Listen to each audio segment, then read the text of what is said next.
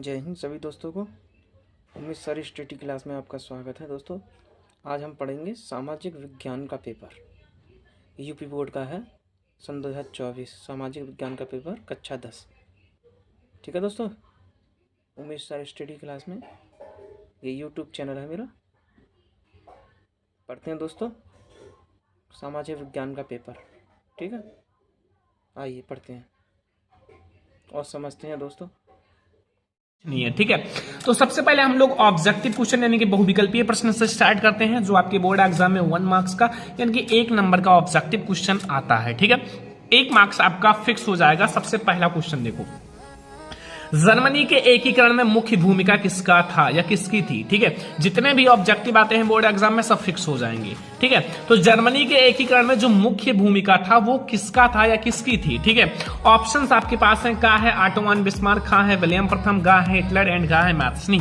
तो my dear student, जो Germany का एकीकरण है उसमें जो महत्वपूर्ण भूमिका था वो ऑटो वन बिस्मार्क का था। किसका था? ऑटो वन बिस्मार्क का। ठीक है, समझ में आ गया ना? नोट कर लेना, आपसे रिक्वेस्ट है। ये वे क्वेश्चंस हैं जो बोर्ड एग्जाम में 100.1% आएंगे, तो इसीलिए मैं आपसे रिक्वेस्ट कर रहा हूं नोट कर लेना। ठीक है, क्वेश्चन नंबर 2 है, भारतीय राष्ट्रीय कांग्रेस की स्थापना कब हुई। जो भारतीय राष्ट्रीय कांग्रेस है उसकी स्थापना कब हुई? 1885 में, 1904 में, या फिर हमारा 1857 में, या फिर 1855 में। तो जो भारतीय राष्ट्रीय कांग्रेस है उसकी स्थापना कब हुई थी? तो वो हुआ था 1885 में। देखो वे क्वेश्चंस हम बता रहे हैं जो बोर्ड एग्जाम के लिए इंपॉर्टेंट है। वैसे तो आपको पूरे बुक में, आपकी गाइड में बहुत सारे क्वेश्चंस मिल जाएंगे, वो भी पढ़ाया जाएगा, बट अभी मैं ये गेस्ट क्वेश्चन इसलिए बता दे रहा हूं कि आपके पेपर हैं, पेपर बोर्ड एग्जाम का भी है, तो आप पहले से अलर्ट रहो, तैयार रखो। ठीक है, हो सकता है कब वार हो जाए, किसी को पता नहीं है। ठीक है, तो क्वेश्चन नंबर 3 है, कपास की खेती के लिए कौन सी मृदा उपयुक्त है। जो कपास की खेती है उसके लिए कौन सी मृदा सबसे अच्छी है, कौन सी मृदा सबसे अच्छी मानी जाती है? तो ऑप्शन का है काली मृदा, खा है लाल मृदा, गा है जलोढ़ मृदा, लेटराइट मृदा। तो देखो काली मृदा, देखो ये का से कपास और का से क्या होता है? काली मृदा। ध्यान रखना, थोड़ा सा ट्रिक भी याद रखना। तो कपास की खेती के लिए काली मृदा सबसे अच्छा है। क्यों? क्योंकि काली मृदा को काली कपास की मृदा भी कहते हैं।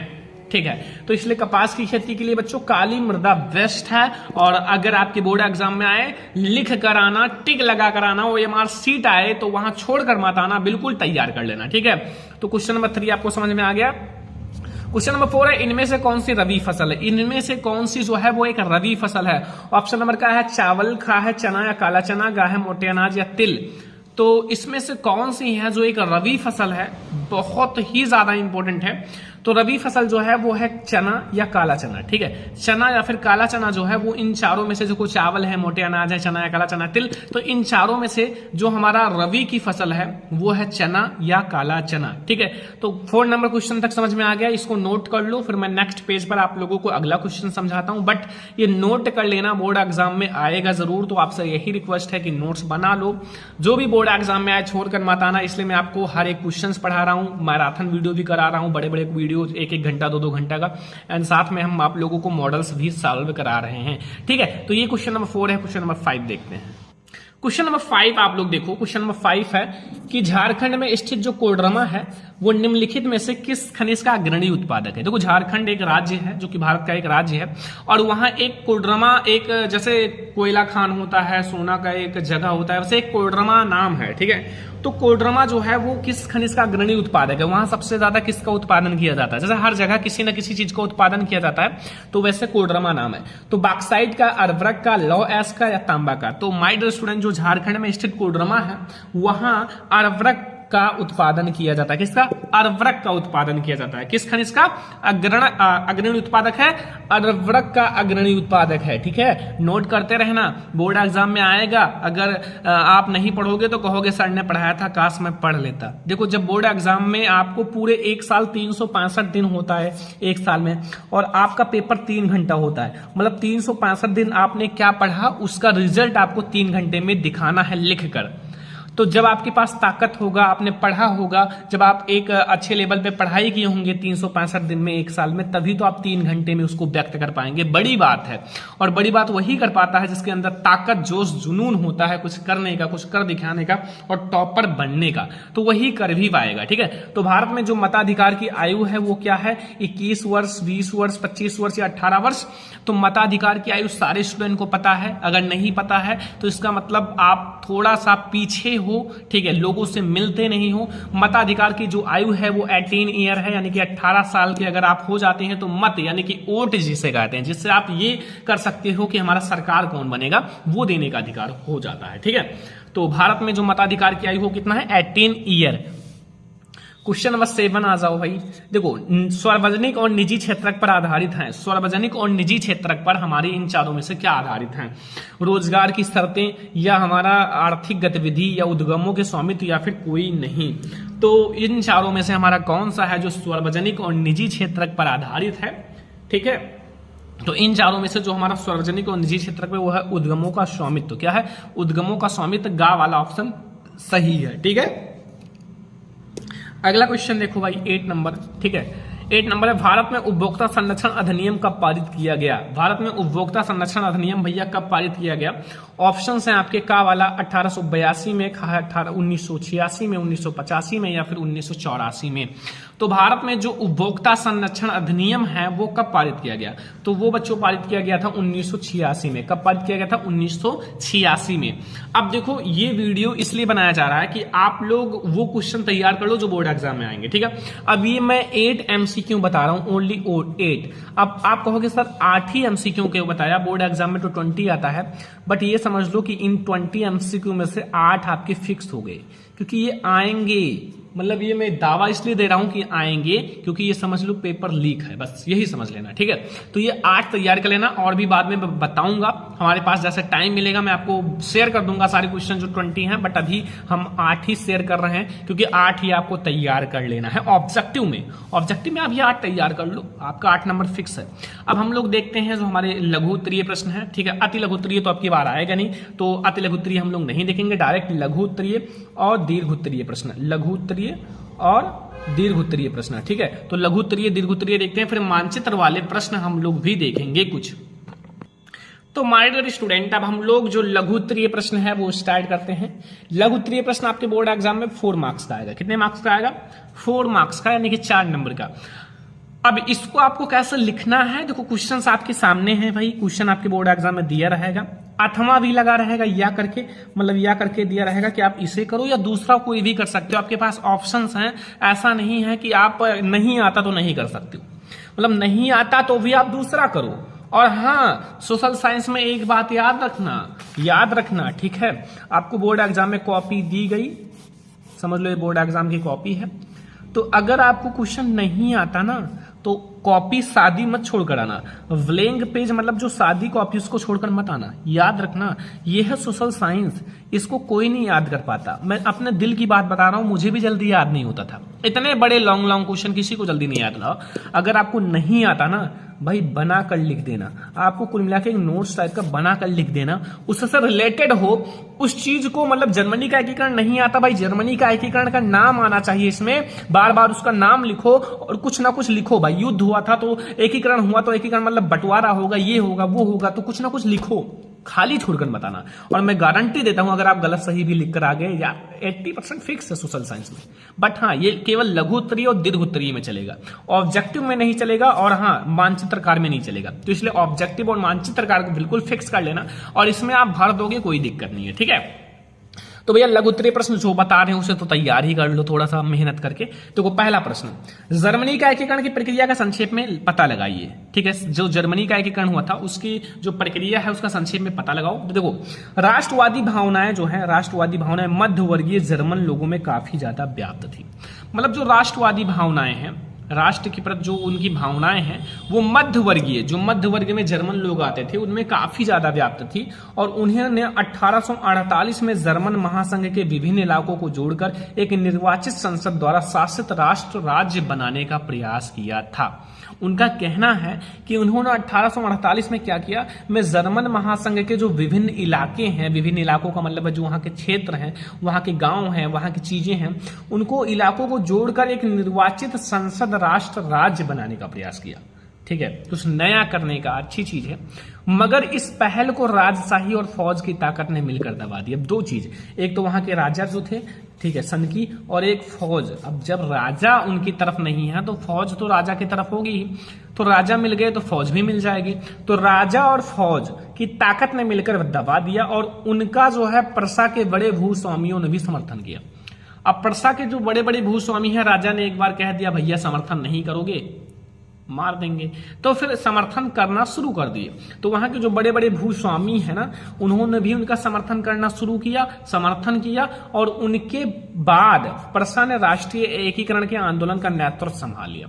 अब उसके बाद क्या हुआ कि प्रसा जो थी, प्रसा ने राष्ट्रीय एकीकरण के आंदोलन का नेतृत्व संभाल लिया और उसका मुख्यमंत्री ऑटो वन बिस्मार्क, ठीक है, जो उसका मुख्यमंत्री था वो ऑटो वन बिस्मार्क इस प्रक्रिया का जनक था। मतलब ऑटो वन बिस्मार्क, देखो जर्मनी के एकीकरण का जनक कौन है, ऑटो वन बिस्मार्क, ऑब्जेक्टिव में आया है। ठीक है, तो इस प्रक्रिया को जो जनक है, जो मेन है, मुख्यमंत्री है, वो है ऑटो वन बिस्मार्क। कौन है?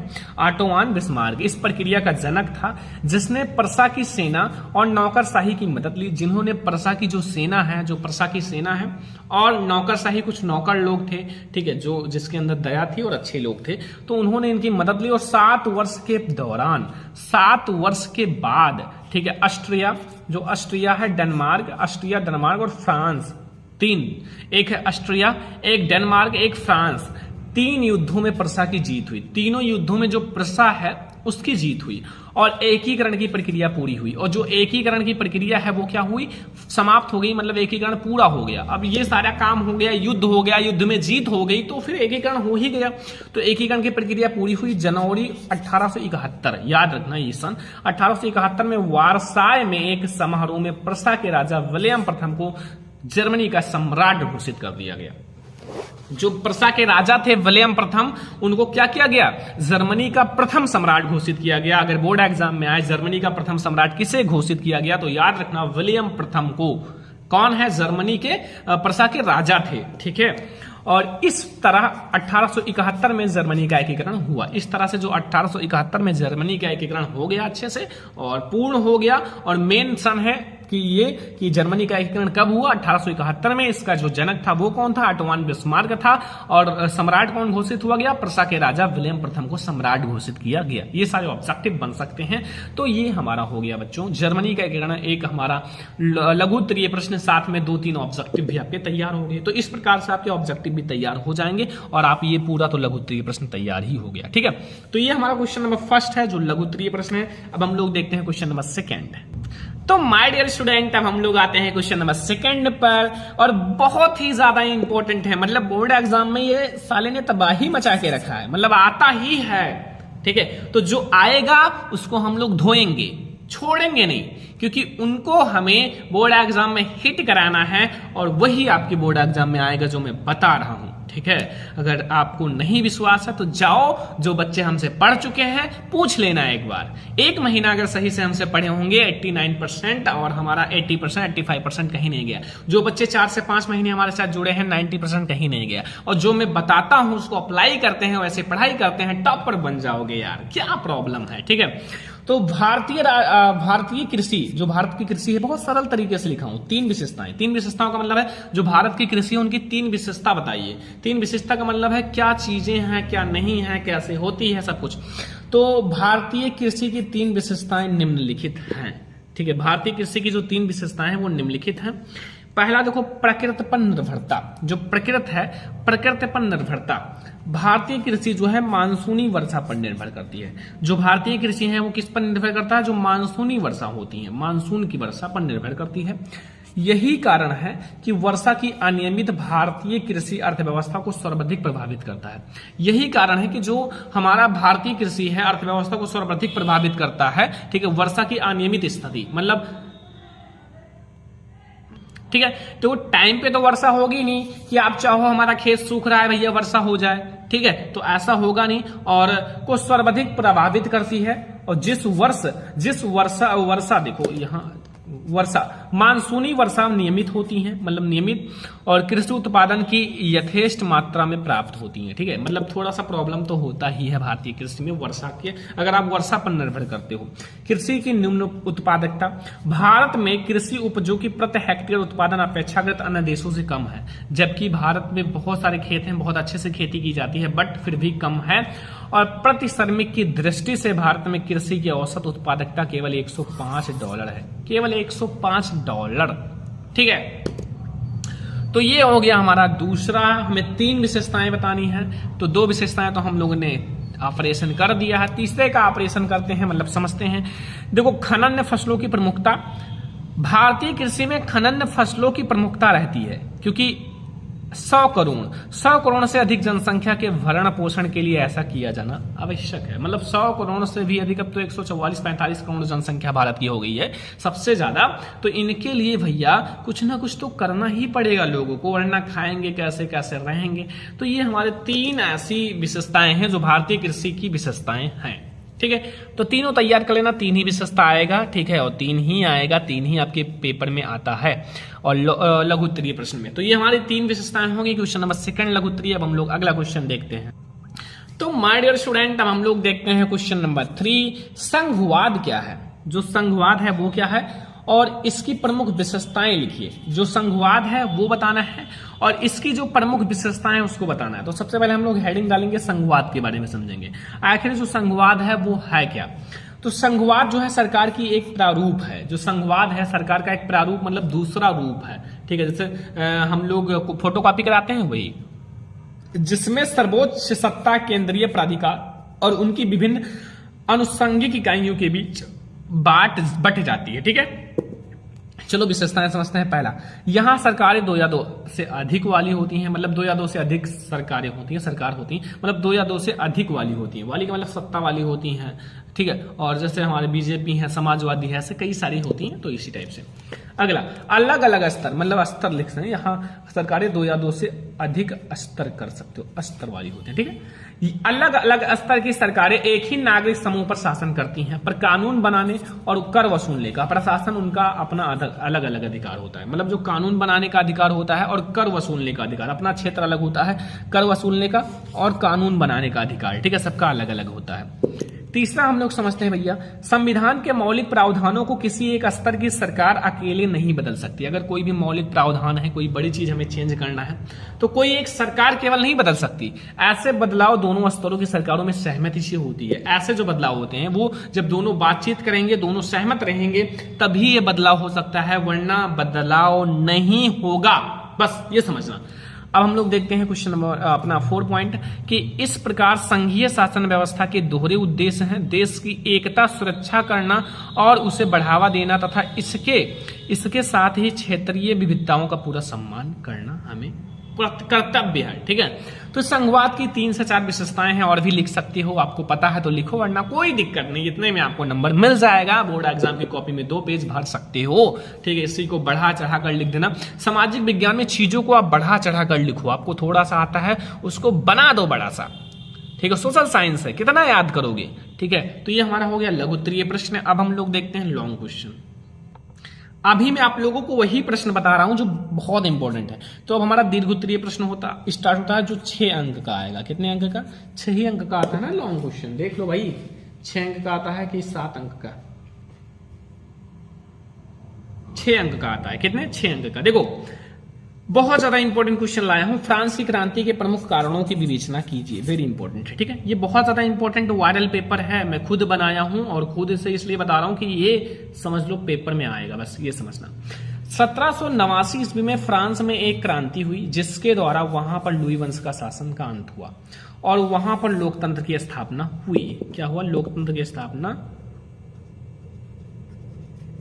हुई, ठीक है। अब देखो हम लोग एक एक पॉइंट को समझेंगे। पहला कारण है अयोग्य शासन। अयोग्य का मतलब जो अयोग्य हो, जिसके पास कोई योग्य ना हो, ना पढ़ा ना लिखा, कुछ नहीं, बिल्कुल बेकार सा शासन था। तो फ्रांस की क्रांति के समय जहां पर लुई वंश का शासन था, जिसका शासन लुई, ये हमारा रोमन गिनती है था, तो यहाँ 10 and 5 and 16वां, ठीक है, 16वां है, ठीक है, वह एक अयोग्य, जिद्दी और अदूरदर्शी कर्तव्यहीन था। मतलब वो बेकार था, अयोग्य था, जिद्दी था, किसी को मार देता था तुरंत, कर्तव्यहीन था, कोई काम नहीं करता था जनता के प्रति, केवल मजे लेता था, ठीक है। मध्यम वर्ग, यहां पर औद्योगिक क्रांति होने के कारण मध्यम वर्ग का उदय हो गया था। इसमें छोटे उद्योगपति, डॉक्टर, वकील, अध्यापक आदि आते थे। अतः जब जनता राजशाही के विरोध हुई तो इसने उसका पूर्ण समर्थन किया। मतलब जब राजा का विरोध किया गया, जनता लोग राजा का विरोध किए, तो ये भैया जो लोग थे पूर्ण समर्थन किए, क्योंकि ये इतने बड़े पोस्ट पर होते हुए भी इनका जीवन बेकार था, ठीक है। अगला 4, आम जनता की दयनीय स्थिति। इस समय शासन उच्च वर्ग और कुलीन वर्ग का विलासिता पूर्वक व्यतीत कर रहा था। मतलब अच्छे से व्यतीत कर रहे थे, मजे के साथ ये दोनों, उच्च वर्ग जो बहुत उच्च थे और कुलीन वर्ग। बट जो आम जनता थी वो दयनीय स्थिति थी। उनको खाने के लिए रोटी नहीं मिलता था, काम करने के लिए काम नहीं मिलता था, कुछ भी नहीं मिलता था उनको, उनका जो बेकार था बिल्कुल, ठीक है। अगला देखो हमारा दार्शनिकों का प्रभाव, ठीक है। इस समय जो दार्शनिक वर्ग उदित हुआ, मतलब दार्शनिक वर्ग का उदय हुआ, और उसने जनता को प्रशासन की दुर्दशा, न्याय व्यवस्था की कमियों व फ्रांसीसी समाज की बुराइयों से अवगत कराया, ठीक है, अवगत कराया। स्वतंत्रता पर प्रतिबंध। इस समय फ्रांसीसी सरकार ने लोगों की स्वतंत्रता पर कई प्रकार के प्रतिबंध लगा दिए थे। यहां तक कि जो उनके धार्मिक विश्वासों पर प्रतिबंध लगा दिए थे। मतलब जो उनके धार्मिक विश्वास थे, पूजा करना, ठीक है, नमाज पढ़ना, इन सब पर भी प्रतिबंध लगा दिए थे। तो ये हमारा आज मैं एक ही लॉन्ग क्वेश्चन बताऊंगा, ठीक है, और कुछ सजेस्ट कर दूंगा कि आप लोग तैयार कर लो। जैसे हमारा इटली का एक रन आप लोग लॉन्ग में तैयार कर लेना भाई, इटली का एक रन। और भी बहुत सारे क्वेश्चंस हैं, अगर आप क्वेश्चन बैंक वगैरह कुछ भी उठाकर देखोगे तो आपको मिलेंगे, बट आप लोग देखते ही नहीं हो तो क्या किया जाए, ठीक है। पढ़ाई में मन ही नहीं लगता, ठीक है, आप लोगों का, तो हम क्या कर सकते हैं, ठीक है। तो आप लोग कुछ और लॉन्ग तैयार कर लेना, और हम आप लोगों के लिए एक लॉन्ग का अलग से 10 क्वेश्चंस का वीडियो लाएंगे भाई। लॉन्ग क्वेश्चन 10 क्वेश्चन मतलब लिखकर अलाना, मतलब समझ लो 5 से 6 दिन का काम रहता है। तो थोड़ा सा मेहनत करना पड़ेगा हमको और आपको भी। तो आपको मेहनत ये करना है कि इस वीडियो को जितना शेयर कर दो, इतना शेयर कर दो, ताकि हर तरफ ये वीडियो गूंज जाए। और चैनल को सब्सक्राइब कर लो। और हम आप लोगों के लिए जो मॉडल पेपर लाए हैं, इसमें जितने क्वेश्चन है वो प्राइवेट है, मतलब तैयार कर लेना है। तो इस वीडियो को लाइक शेयर और सब्सक्राइब कर देना। हम लोग मिलेंगे नेक्स्ट इंपॉर्टेंट वीडियो में, तब तक के लिए जय हिंद, वंदे मातरम।